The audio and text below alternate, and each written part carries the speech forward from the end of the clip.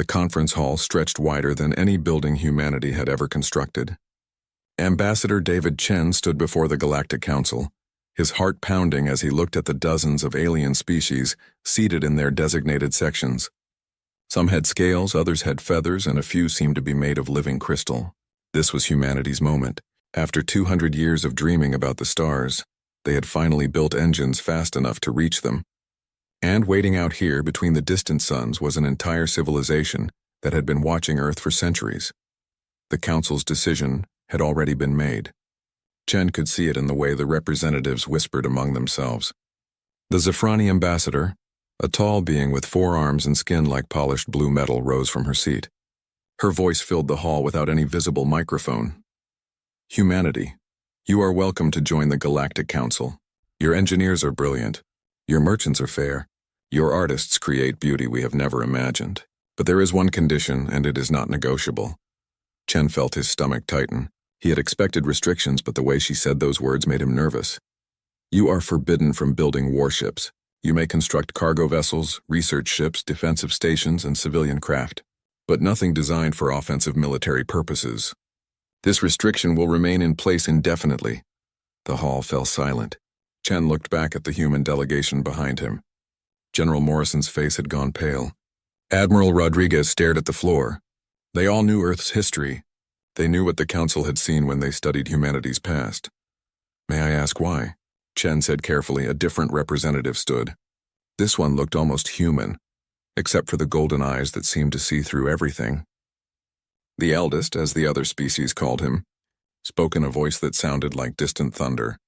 We have reviewed your history, Ambassador Chen. In the last 5,000 years, your species has fought over 40,000 wars. You have created weapons designed only to cause suffering.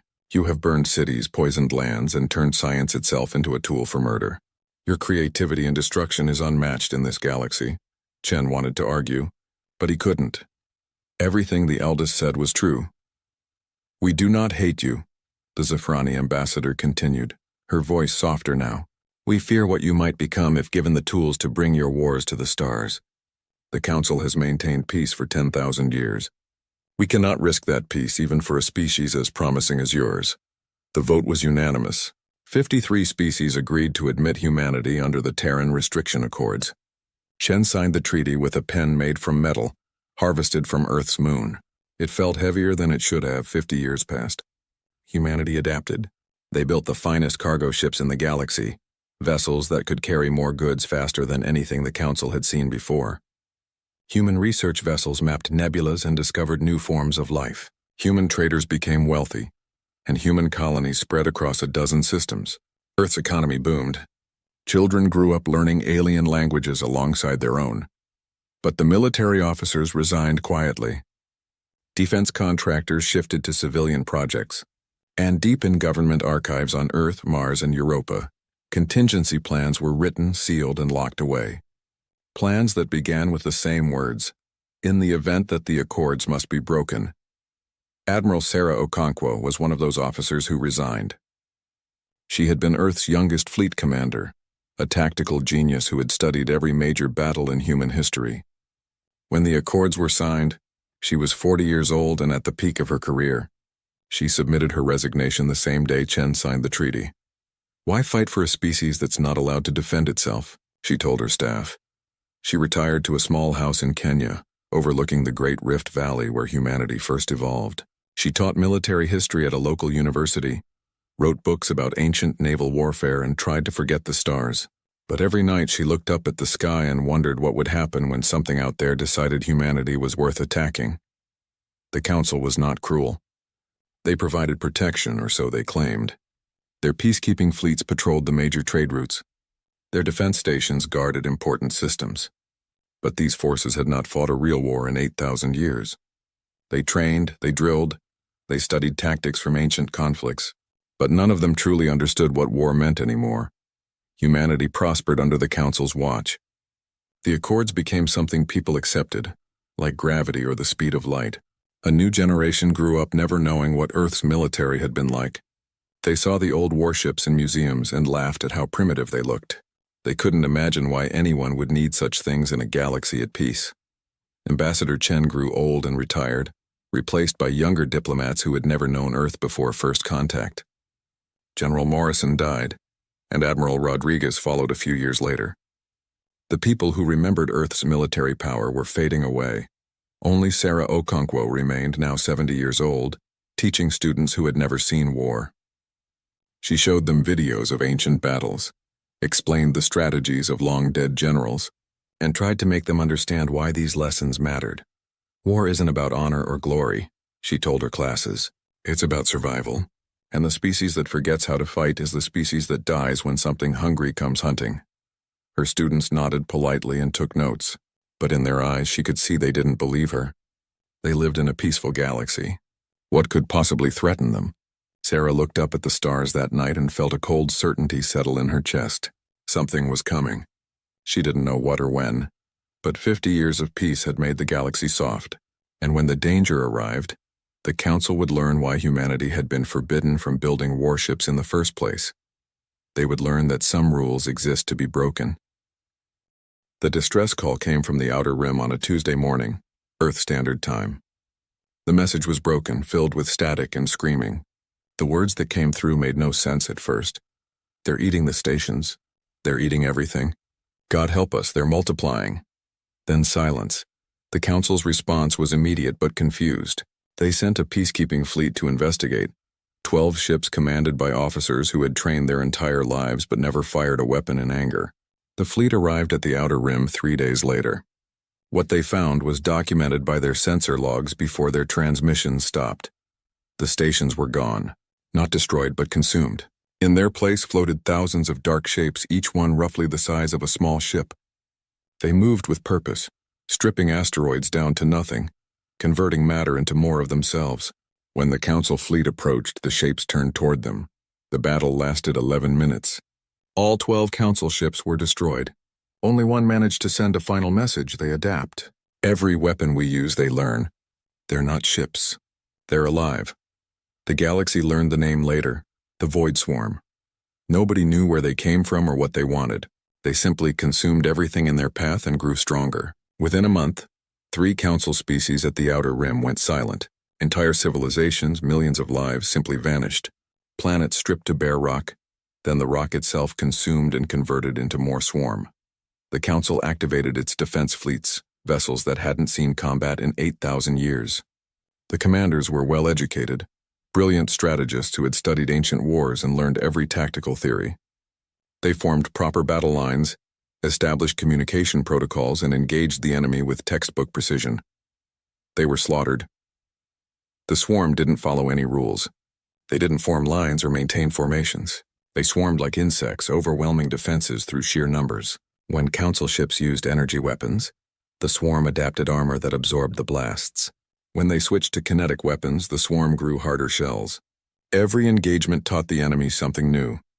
The Council lost 40 ships in the first major battle, then 60 in the next, then over 100 when they tried a coordinated assault on a swarm concentration.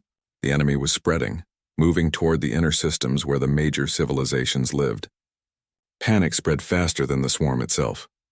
On Earth, people watched the news feeds with growing horror. The aliens who had seemed so powerful, so advanced, were losing. The Council that had maintained peace for 10,000 years couldn't stop an enemy that had appeared from nowhere. Human colonies at the edge of Council space began requesting evacuation. Sarah Okonkwo was giving a lecture when her old military communicator buzzed. She hadn't heard that sound in 50 years. She excused herself from the classroom and took the call in private. Admiral Okonkwo, this is General Park from Earth Defense Command.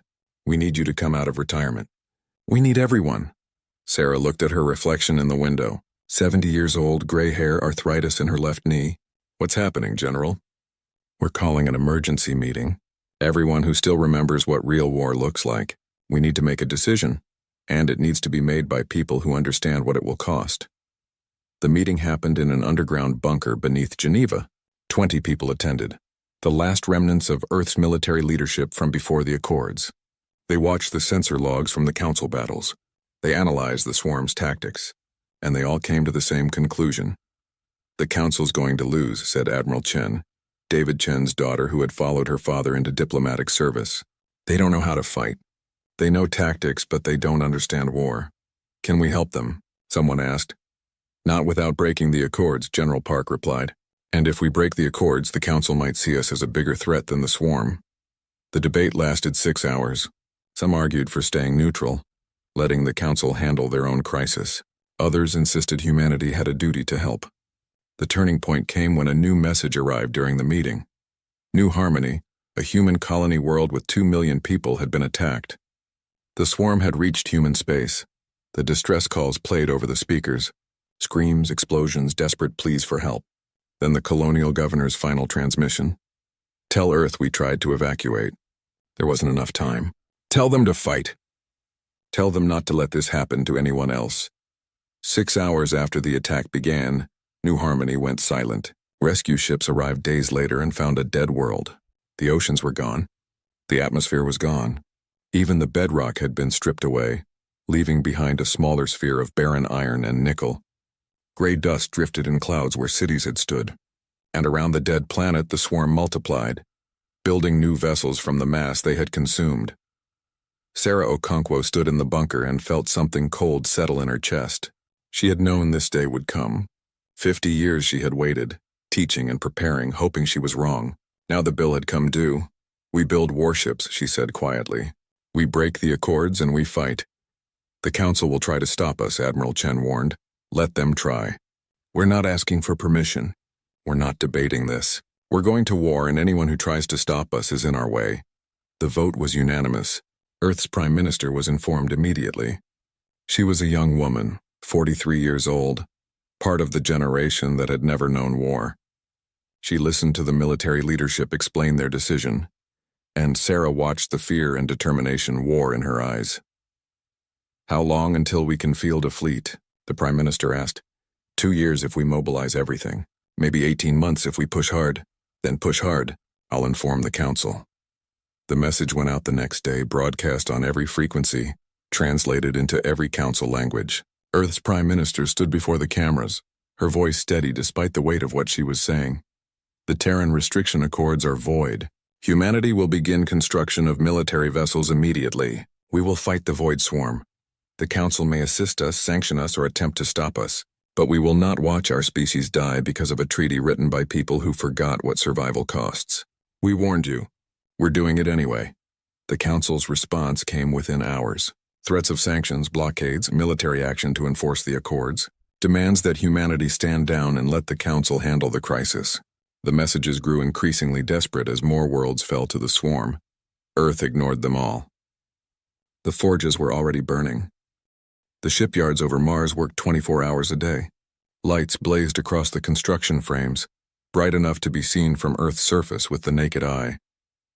Humanity had built these facilities to construct cargo vessels and research ships. Now they were being retooled for something the galaxy hadn't seen in 10,000 years, a human war machine. The Council sent delegations to stop the construction. They arrived in diplomatic vessels, carrying sanctions and threats. Earth's new Secretary of Defense, a former cargo pilot named James Torres, met them at the orbital station. You're violating the Accords, the Zafrani ambassador said, her blue metallic skin somehow conveying anger despite its inflexibility. The Council will not tolerate this. Torres looked at her with tired eyes. Then stop us. Send your peacekeepers. Send your fleets. We'll add them to the list of things we need to fight through. You don't understand what you're doing. This is why you were restricted. Your species turns everything into weapons. You'll become the very thing we feared. Maybe. But at least we'll be alive to regret it. Your people are dying out there because you forgot how to fight. We never did. The Council imposed sanctions. Human ships were banned from major trade routes. Human goods were blockaded. Human colonies outside Earth's immediate sphere were isolated. None of it mattered. Earth's economy shifted to total war production, something humanity had done before and knew how to do efficiently. The designs that emerged from Earth's military bureaus shocked the Council observers who remained. Where Council ships were elegant and efficient, human warships were brutal and practical. The first class off the production lines was designated indomitable, and everything about them screamed violence. They had no energy shields. Council officers couldn't believe it when they saw the specifications. Instead, The Indomitable class featured layered armor plating thick enough to stop anything short of a direct antimatter blast. The ships were compartmentalized into dozens of sealed sections, each capable of functioning independently. A ship could lose half its structure and still fight. The weapons loadout was equally disturbing. Council ships typically carried one or two weapon types optimized for efficiency. Human ships mounted everything they could fit. Railguns that fired metal slugs at relativistic speeds, plasma cannons that melted armor, missile tubes that could launch everything from conventional explosives to nuclear warheads, and laser arrays for point defense. If one weapon didn't work, switch to another. It's wasteful, a council engineer complained while touring a construction yard. Too many redundant systems. Too much mass dedicated to weapons. The efficiency is terrible. The human engineer beside him shrugged. Efficiency doesn't matter if you're dead. These ships are built to take damage and keep fighting. That's all that matters. The council was more horrified when they learned about human tactical doctrine. Human captains were trained to ram enemy vessels if their weapons failed. They were expected to sacrifice damaged ships to buy time for others. The concept of acceptable casualties, which the council had abandoned millennia ago, was fundamental to every human battle plan. Worse still, humans volunteered by the millions to crew these death traps. Young people who had grown up in peace signed up to fight an enemy they barely understood. They painted names on their ships: vengeance, retribution, remember, new harmony. They sang war songs over open communication channels. They marked kills on their hulls like ancient fighter pilots. Admiral Sarah Okonkwo was brought out of retirement to command the First Fleet. She stood on the bridge of the USS Defiance, the first super dreadnought humanity had built in 70 years, and felt decades fall away. This was what she had trained for. This was why she had never truly let go. The ships came together faster than anyone expected. 18 months after Earth declared it would fight, the First Fleet was operational. 32 destroyers, 16 cruisers, 8 battleships, and the Defiance itself. It wasn't enough to win the war, but it was enough to start fighting back. The Council sent one final delegation before the fleet launched. The eldest himself came, the ancient being who had condemned humanity's violent history 50 years ago. He met with Okonkwo in her ready room. "I came to see if we were right to fear you," he said. Sarah poured him water. The universal gesture of hospitality humanity had learned from the Council. "And what do you see?" "I see a species that remembers war. I see weapons designed not for show but for killing. I see soldiers who sing songs about death." He paused. "I see why we were afraid. Are you here to stop us?" "No, I'm here to ask for help. The Council is losing. We've lost 60 systems in the last month. Our fleets are being destroyed faster than we can rebuild them. We don't know how to fight anymore." "Perhaps we never did, not like you." Sarah sat down across from him. "What are you offering?" "The Accords are suspended for the duration of the crisis. Full access to Council resources and intelligence. Alliance, not servitude. And afterward we'll renegotiate everything. We're going to fight whether you help us or not. We've already started. But having the Council's support will save lives." She extended her hand. "We have a deal." The eldest looked at her hand, then clasped it in his own. His skin felt like warm stone. "I hope we're doing the right thing. But I fear that even if we win, the galaxy will never be the same. You're unleashing something we've kept locked away for 10,000 years. "We're unleashing humanity," Sarah said. "You'll just have to trust that we remember why we fight." The First Fleet launched 3 days later. Humanity had been forbidden from building warships for 50 years. They had obeyed, built civilian vessels, and prospered in peace. But they had never forgotten what they were. And now, as the ships accelerated toward the front lines, the galaxy would remember too. The crew of the Defiance gathered in the main hangar for a ceremony before the first battle. Admiral Okonkwo stood before 3,000 people, young and old, from every nation on Earth and every colony humanity had built.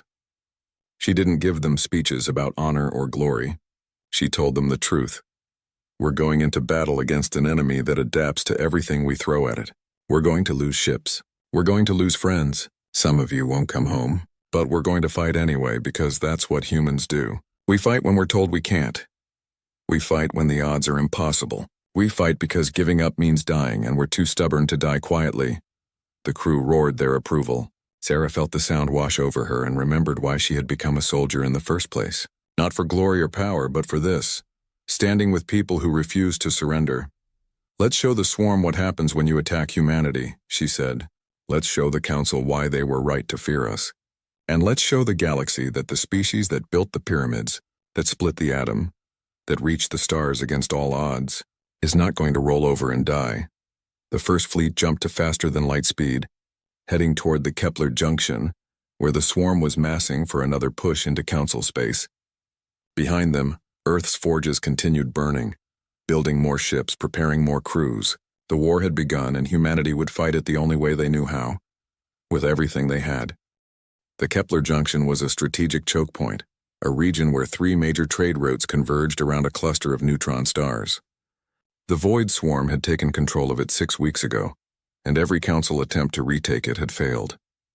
Now the junction served as a staging ground for swarm forces pushing deeper into civilized space. If it wasn't stopped here, 12 more systems would fall within a month. Admiral Okonkwo's first fleet dropped out of faster-than-light speed at the edge of the system. Sensors immediately lit up with contacts. The swarm had grown. What should have been thousands of vessels was now tens of thousands, each one built from the consumed matter of dead worlds. "They know we're here," reported Commander Harris from the tactical station. "They're moving to intercept." Sarah studied the holographic display. The swarm was forming up, creating a wall of vessels between the human fleet and the junction itself. It was the same tactic that had destroyed council fleets. Overwhelming numbers, adaptive defenses, relentless pressure. "All ships, this is Okonkwo. Remember your training. We're not here to trade shots and retreat. We're here to break them. Battle formation Delta. Give them everything we have." The human fleet split into 3 groups. It wasn't elegant like council formations. It looked chaotic, almost random. But there was method in it. The destroyer groups would hit the flanks, moving fast and hitting hard. The cruisers and battleships would punch through the center. And the Defiance would lead from the front, drawing fire and attention. The swarm surged forward to meet them.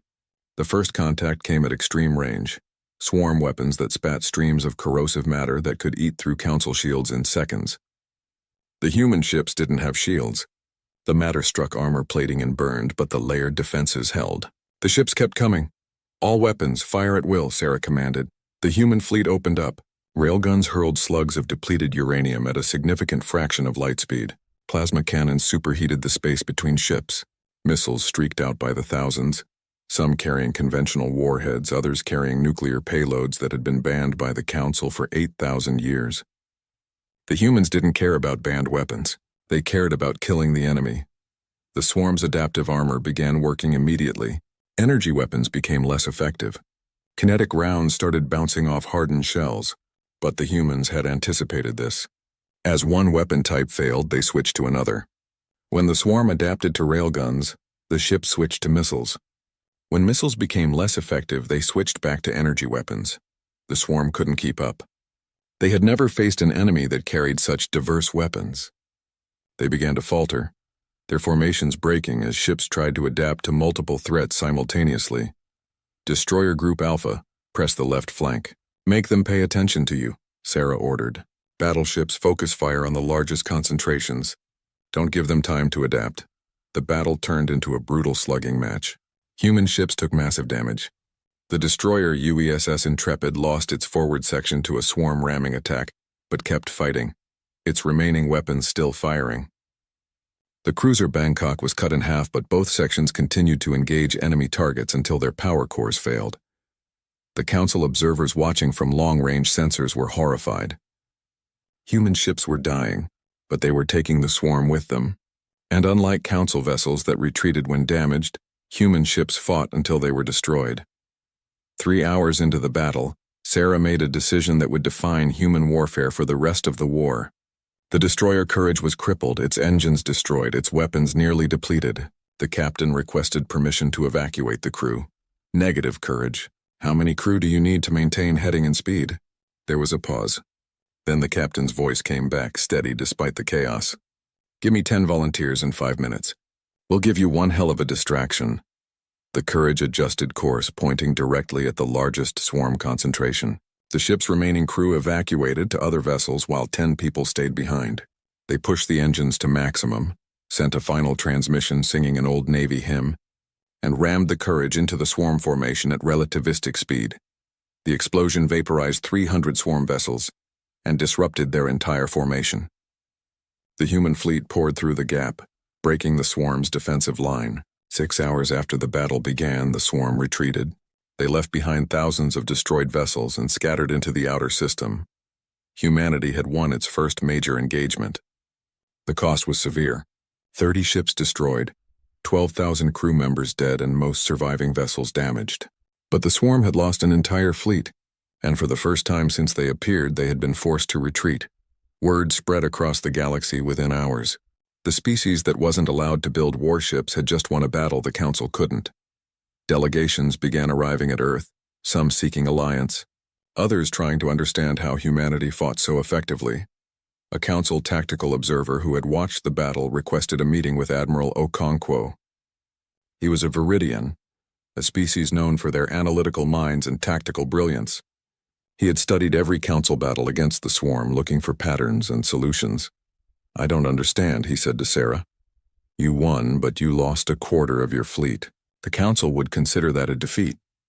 Sarah was reviewing casualty reports, writing personal messages to the families of the dead.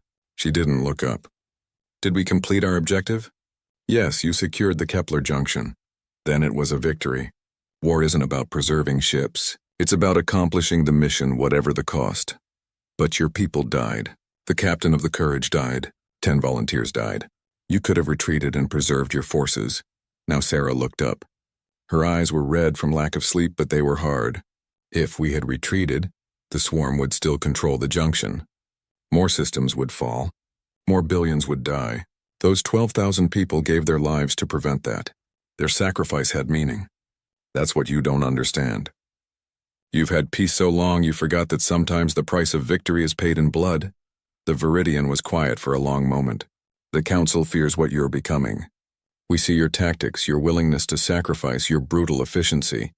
You're proving why the Accords existed. Maybe. But we're also proving that we're the only ones who can win this war. Your choice is simple. Accept our help and live, or maintain your pride and die. I don't care which you choose. We'll keep fighting either way." Over the next 6 months, humanity won 4 more major battles. Each time the tactics were different, unpredictable and effective. They used asteroid fields to hide ambushes. They exploited gravity wells to trap swarm formations. They even herded swarm vessels into stellar radiation zones where the human ships could endure the punishment longer than the enemy. The swarm began to show something that shocked Council analysts: hesitation. The enemy that had swept through the galaxy without fear was now cautious around human forces. They avoided direct engagements when possible. They tried to go around human positions rather than through them. Admiral Okonkwo was promoted to Supreme Commander of Allied Forces, leading both human and Council vessels. She began training Council officers in actual combat doctrine, teaching them lessons that humanity had learned over thousands of years of warfare. Some adapted quickly. Others struggled with concepts like acceptable casualties and tactical retreats. The war was far from over. The swarm still held vast territories, but for the first time since they appeared, the tide had turned. The galaxy had hope, and that hope wore human insignia and sang songs about death while flying into battle. The war lasted 3 years. 3 years of brutal combat across hundreds of systems. 3 years of humanity teaching the galaxy how to fight again. 3 years of sacrifice that would be remembered for millennia. Admiral Sarah Okonkwo was 81 years old when the final offensive began. She stood on the bridge of the UESS Defiance, now a battered veteran of 40 major engagements. The ship's hull was scarred with impact craters and burn marks. Parts had been replaced so many times that engineers joked she was more spare parts than original construction. But she still flew, and her crew still believed in her. The target was a corrupted dwarf galaxy at the edge of explored space. Council long-range probes had finally found it, the swarm's origin point, the central nexus from which all the others spawned. Destroying it wouldn't kill every swarm vessel, but it would stop new ones from being created. It would break their coordination. It would give the galaxy time to hunt down the survivors. The assault fleet was the largest ever assembled, 200. Human warships accompanied by 500 Council vessels crewed by officers who had learned human tactics. They had trained together, fought together, and bled together. The old divisions between species had faded in the face of a common enemy. All ships, this is Admiral Okonkwo. We've come a long way together. Humans and Council, fighting side by side. Today we finish this. The swarm took billions of lives, they destroyed hundreds of worlds. They made us remember what war means. Now we're going to teach them what it costs to threaten this galaxy. The fleet jumped into the dwarf galaxy and immediately faced the largest swarm concentration ever encountered. Millions of vessels, all shapes and sizes, all built from consumed matter. They had been waiting. This was their home, and they would defend it with everything they had. The battle began at maximum range. Space lit up with weapons fire, missiles, and explosions. Council ships that would have retreated months ago held formation, their captains applying lessons learned from human commanders. When their shields failed, they kept fighting. When their weapons were depleted, they rammed enemy vessels. The galaxy had relearned the art of war. Sarah coordinated the assault from the Defiance's bridge. She was calm, directing fleet movements with the precision of a conductor leading an orchestra. Split the enemy fleet here. Concentrate fire there. Send the destroyers around the flank. The battle unfolded according to plan. Then the plan fell apart. The swarm's central nexus activated a weapon nobody had anticipated. A pulse of energy that disrupted faster-than-light drives, trapping the entire assault fleet in the system. There would be no retreat. This was a fight to the death. All ships, emergency formation, protect the carriers and support vessels. Battle groups, with me. We're going straight for the nexus. The Defiance led a spearhead of battleships and cruisers directly into the heart of the swarm formation. It was suicide, and everyone knew it. But it was also the only way to reach the nexus before the fleet was overwhelmed. The human ships took staggering damage. The battleship Indomitable exploded, taking 10,000 swarm vessels with it. The cruiser Moscow was ripped apart, protecting a damaged Council carrier. Sarah felt the Defiance shudder as swarm weapons tore into the hull. Alerts screamed across every station. Power conduits exploded, sections decompressed, but the engines held, and the weapons kept firing. "Ma'am, we're losing structural integrity," Commander Harris reported, blood running down his face from a head wound.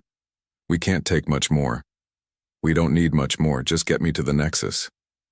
The Defiance broke through the final swarm defensive line, her hull glowing red from heat and friction. Ahead, the nexus pulsed with dark energy, a sphere of writhing matter the size of a small moon. It was beautiful and terrible, the source of everything that had destroyed so much. Sarah opened the fleet channel. "All ships, concentrate fire on the nexus. Everything you have. Don't hold anything back." 700 ships fired simultaneously. Nuclear warheads, antimatter missiles, plasma cannons, railguns, and weapons the Council had banned for millennia all struck the nexus at once. The sphere began to collapse, its structure failing under the assault, but it was fighting back, lashing out with tendrils of energy that destroyed ships by the dozens. The Defiance took a direct hit. The blast tore through the engineering section, severing the main power core. Secondary explosions rippled through the ship. Sarah felt the bridge tilt as the gravity generators failed. "Evacuate the ship," she ordered. "All hands to the escape pods." "That's an order." Commander Harris didn't move. "Ma'am, we're not leaving you." "The hell you aren't. I'm an 81-year-old woman who should have died in bed 20 years ago. You're all young enough to have lives after this. Get out of here." "Admiral, the Nexus is still active. If we retreat now, this was all for nothing." Sarah looked at the tactical display. The Nexus was damaged but healing itself, drawing matter from destroyed swarm vessels to repair the damage. They needed one more push, one final strike to break it completely. She pulled up the ship's status. The main weapons were offline, the engines were dead, but the reactor was still intact, held in place by failing containment fields, and the Defiance was already pointing at the Nexus. "Everyone off my ship, now. That's my final order as your commanding officer." Harris understood. His face went pale. "Ma'am, no. We can find another way." "There is no other way, and we both know it. You have 30 seconds to get to the pods before I override the evacuation systems and do it myself. Move, Commander." The bridge crew reluctantly evacuated. Sarah watched them go, these young people who had followed her into hell and back. When the bridge was empty, she sealed the doors and took control of the ship's reactor. She opened a channel to the fleet. "This is Admiral Okonkwo. All ships pull back to minimum safe distance. The Defiance is going to finish this." Protests flooded the channel. Council captains and human commanders both begging her to wait, to let them find another solution. Sarah smiled and closed the channel. She didn't have time for arguments. She released the reactor containment fields and engaged the emergency thrusters. The Defiance lurched forward, accelerating toward the Nexus. Sarah strapped herself into the captain's chair and thought about her life. She thought about the young officer who had resigned 50 years ago, rather than serve a neutered military. She thought about the students she had taught, trying to keep the memory of war alive. She thought about the moment she had been called back to service and how right it had felt to stand on a warship's bridge again. "I lived a good life," she said to the empty bridge. "Got to die doing what I loved." Not many people can say that. The Defiance struck the Nexus at full speed.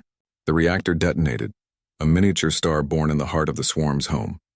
The explosion consumed the Nexus, vaporized millions of swarm vessels, and sent a shockwave through the entire dwarf galaxy. When the light faded, the Nexus was gone. The swarm vessels throughout the galaxy fell silent, their coordination severed. They became targets instead of threats, isolated vessels that could be hunted down over time. The battle was over. The war was won, and Admiral Sarah Okonkwo died as she had lived, fighting for humanity until her last breath. The casualty reports came in slowly. 200 million people dead across all species, entire fleets destroyed, dozens of worlds left devastated. But the galaxy survived, and it survived because humanity had broken a treaty and done what was necessary. 6 months after the war ended, the Galactic Council convened to discuss the Terran Restriction Accords. The debate was intense. Some species argued the accords should be reinstated. Humanity had proven exactly why they were dangerous. Their willingness to sacrifice, their brutal tactics, their adaptation of everything into weapons. They were too dangerous to leave unrestricted. Other species disagreed. Humanity had saved the galaxy. They had taught the Council how to fight again. They had paid the highest price in lives lost. They deserved the right to defend themselves. The human delegation was led by Ambassador Chen's granddaughter, Maria. She was 40 years old, a veteran of the war who had commanded a destroyer in the final battle. She stood before the Council and gave the simplest speech in the history of galactic diplomacy. "We're not asking for permission anymore. The accords are void, not because you're lifting them, but because we no longer recognize their authority. We fought, we bled. We saved this galaxy together. We're keeping our warships. If that makes us dangerous, so be it. At least we're dangerous and alive," the Council voted. After weeks of debate, they reached a compromise. The accords were officially dissolved, but humanity agreed to participate in a mutual defense treaty. They would share military technology, train Council officers, and serve as the galaxy's first line of defense against future threats. Partnership, not restriction. The memorial for Admiral Okonkwo was built at New Harmony, on the site where 2 million people had died. The planet had been terraformed again, brought back to life. The memorial stood in the center of the new capital, a statue of an old woman standing on a ship's bridge looking up at the stars. The plaque read, "They warned us not to build warships. We did it anyway, not because we love war, but because we refused to die helpless. Admiral Sarah Okonkwo and all those who gave their lives so others could live." A young Council officer visited the memorial, her first assignment after graduating from the new Combined Military Academy, where humans taught Council species the art of warfare. She stood before the statue for a long time, then asked her human guide a question. "Do you think you'll ever need these warships again, now that the threat is gone?" The human was a veteran, gray hair and old scars marking him as someone who had fought in the war. He looked at the warships in orbit, human and Council vessels patrolling together. "Hope we don't, but we'll keep them ready anyway. The swarm wasn't the first threat, and it won't be the last. Peace is good, but it's fragile. War is terrible, but sometimes it's necessary. The galaxy forgot that lesson. Cost billions of lives to remember. We're not forgetting again. That's the human way?" The veteran smiled. "That's the survivor's way. And that's what we all are now. Survivors who remember what it cost." They stood together in silence, human and alien, looking up at the ships that orbited overhead, ships built to kill, maintained in hope they would never be needed again. but ready, always ready, because the galaxy had learned its lesson. Some rules exist to be broken, and some species refuse to die quietly.